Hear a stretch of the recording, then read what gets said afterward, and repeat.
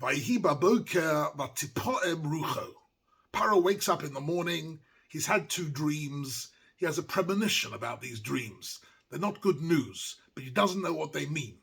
Vatipoem rucho, what does that mean? It's a very strange word in the Tanakh. Pei ayin mem. Rashi connects it to the word pa'amon, which means a bell. Like you have a clangor inside a bell, not letting you rest. Similarly, Paro's mind was clanging back and forth. He couldn't think straight because he knew there was something here that he had to figure out.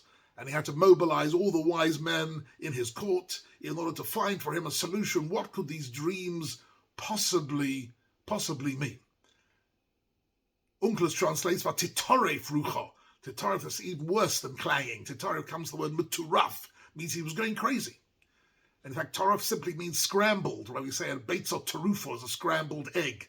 So the mind of the king was being scrambled. He couldn't think straight, and he desperately needed a solution. And then he found Yosef came and interpreted the dream, as we all know the famous story. And because he interpreted the dream, Yosef was appointed to a supreme power and authority in the land of Egypt. But I'd like to focus for a minute on this word vatipoem rucho, because it has a little bit of a secret message within this unusual word. It only occurs one other time, and that's always very fascinating when you're learning Tanakh, when you have a unique word which has only one other appearance, and that is in this book of Daniel chapter 2, where Nebuchadnezzar, the emperor of Bavel, he has a terrible dream. He has 2 terrible dreams. And he gets up in the morning and he tells all his advisors and his cabinet. He says to them, Chalom cholamti vatipoem ruchi. Use exactly the same word. That his mind was scrambled and disturbed, and he couldn't continue until he found a solution. And like Paro, Nebuchadnezzar mobilizes all his wise men to try and find him a solution. And like the Paro story, they are all unable to do so, until Daniel comes along and gives him a solution. And here we have a most remarkable parallelism in the Tanakh between the story of Yosef on the one hand, and about 1,200 years later, the story of Daniel in Bavel. And when you have 2 stories that are so identically parallel to each other, it's Omer Dorsheni. You have to look at it a bit more closely, what the message is.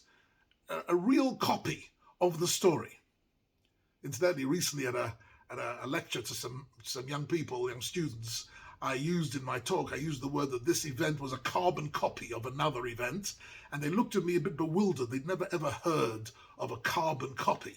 What is it? They knew what a carbon footprint is, but not what a carbon copy is. This seems to be a vocabulary which has got lost, but I have a feeling that 1 or 2 of the viewers of this Dvar Torah might still remember what carbon copies are. Anyhow, within the Tanakh, Daniel's story, Sefer Daniel, is a carbon copy of the story of Yosef in these last 4 parshas, for Yosef, Miketz, Vayigash, Vayechi, which is the story of Yosef. Here we have an epic drama, which is repeated again over 1,000 years later. Let me just draw your attention to a few similarities. I've got a list of about 20 similarities, but a few of them are very striking. First of all, in both cases, both Daniel and Yosef are kidnapped in their teenage years and brought into a royal court. In both cases, the emperor has a dream and needs interpretation, and in both cases, both Yosef and Daniel are uniquely able to interpret the dream, and because of that ability are promoted to supreme authority and power in the royal court. Both of them, though, preserve their own modesty. And when told by the king, you are the greatest, most amazing person around, they both respond modestly. Yosef, if you remember in this week's parsha, says, Bil Adai, Elokim Yanes Shalom Paro. It's nothing to do with me. HaKadosh Baruch Hu has given me the inspiration, he's given me the guidance. It's only from the Ruach HaKodesh that I receive from HaKadosh Baruch Hu that I'm able to answer your questions. And Daniel gives an exactly a similar answer. Both of them get a name change. Yosef is called Sofnas Paneach, and Daniel is called Belshazzar. Both of them are tested. Interestingly, both of them go through a test of their spiritual and moral strength. Right, Yosef is tested by Ashes Potiphar. Would he succumb to the seduction of a beautiful, beautiful woman? And Daniel is tested that he's surrounded by tray for food. Would he eat it? And he says to the man in charge, he says, I'm only going to eat a vegan meal. Give me nuts and raisins and seeds, and that's it. That's all I'm going to eat. And you'll see that I'll be very healthy. And indeed he was. He's our first registered vegan is Daniel. Both of them are able to be in a position in the royal court and the non-Jewish court to help Klal Yisrael.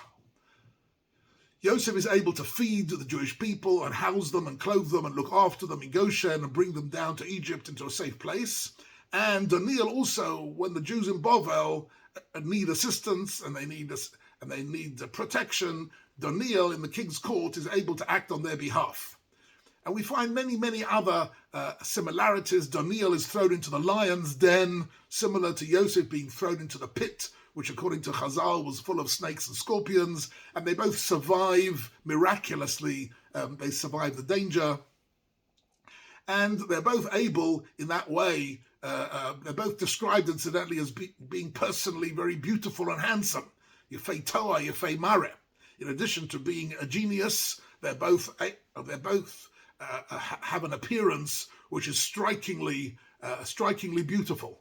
And we have here it's not by chance when you have two stories so remarkably similar that the Torah is giving us in some sense a message, and there's a lot to be said about what this message is, but I just want to touch on one part of it, and that is that when Yosef, another similarity is when Yosef and Daniel are catapulted to fame and to power, the Pasuk goes out of its way to say that the transition happened with great speed.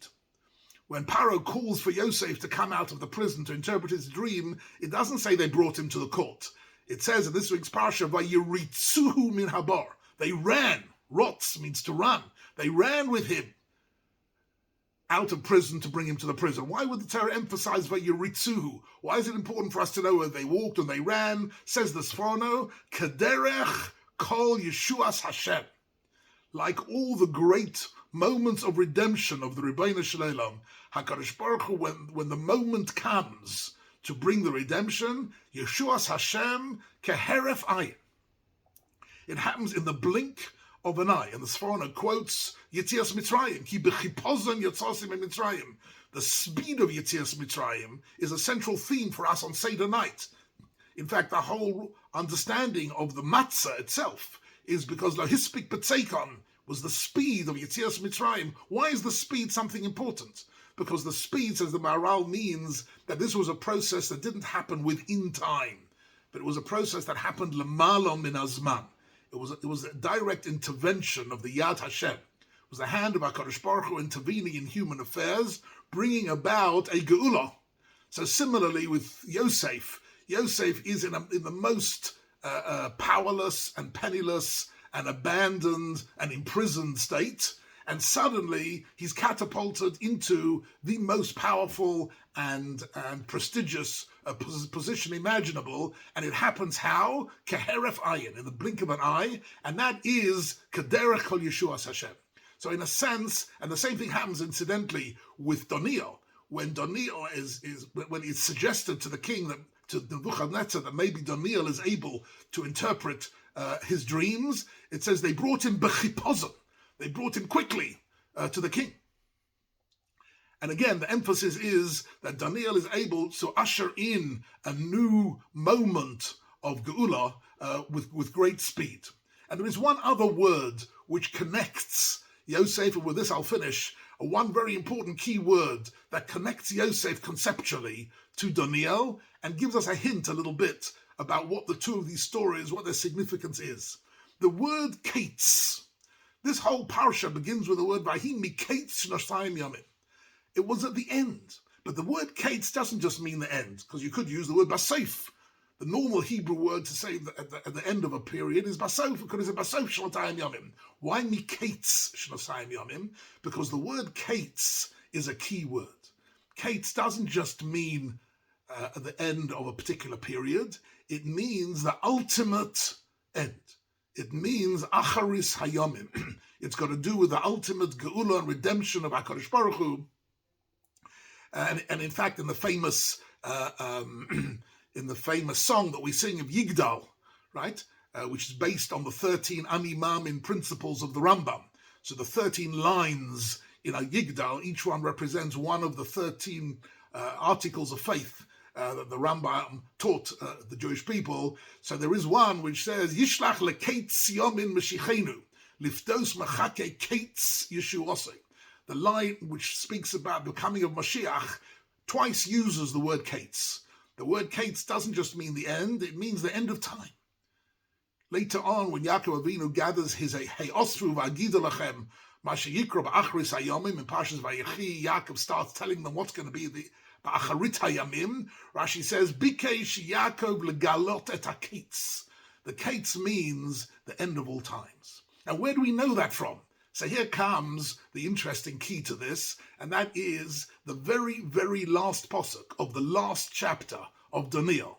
The final pasuk of chapter 12 of Daniel, the final 8 words of Daniel, reads as follows. V'ata leich laketz, v'tanuach v'tamod legorolcha leketz hayomin. But actually Daniel tells us quite clearly that the word ketz is speaking about Yemos HaMashiach, is speaking about the ultimate redemption. And here we get a bit of a clue in the idea that both Yosef and Daniel are located historically at the threshold of a long golus. And when you're at the threshold of a long golus, you need to get a message that this is actually not permanent, but it will eventually come to a ketz. It will come to an end. Yishlach leketz yomin meshichenu. This is a code word which both Yosef and Daniel give us to tell us that when the Yeshua comes from HaKadosh Baruch Hu, it happens keheref ayin.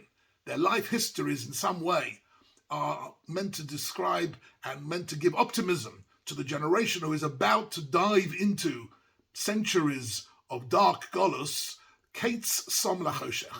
That HaKadosh Baruch Hu puts an end to the choshech, and when the moment comes, it comes in the most unsuspected way. Nobody could ever have predicted that the solution to Yosef's life would be an uninterpreted dream of a king.